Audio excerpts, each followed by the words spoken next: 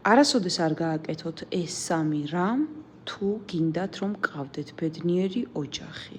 ან თუ ურთიერთობაში ხართ, ან გყავთ ბოიფრენდი, მოკლედ მნიშვნელობა არ აქვს, თუ ხართ წყვილი.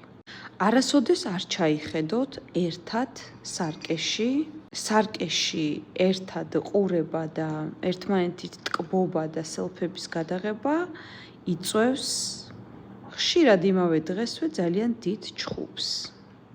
მეორე, არასოდეს არ გააჩეროთ ხელოვნური ყვავილები, პლასმასის ყვავილები სახლში.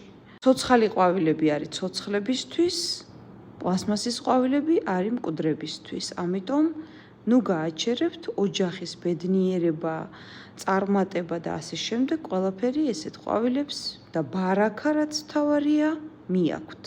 და მესამე ძალიან მნიშვნელოვანი, არასოდეს არ შეჭრათ თქვენს ქმარს თმა და წვერი. აი, ბევრჯერ არის ხოლმე რომ სახლში მამაკაცებს ჭრიან თავის ქმრებს თმას, არავითარ შემთხვევაში არ გააკეთოთ ესეთი რამ. ამით დაინგრევთ მომავალს, გაგიჩნდებათ ჯანმრთელობის პრობლემები, ან ერთს, ან მეორეს, იმიტომ რომ ორივეზე ერთიანად არ მოქმედებს არაფერი და სახლში გექნებათ მუდმივი უსიამოვნება, ოჯახური სითბო გაქრება თქვენი სახლიდან და ასე შემდეგ.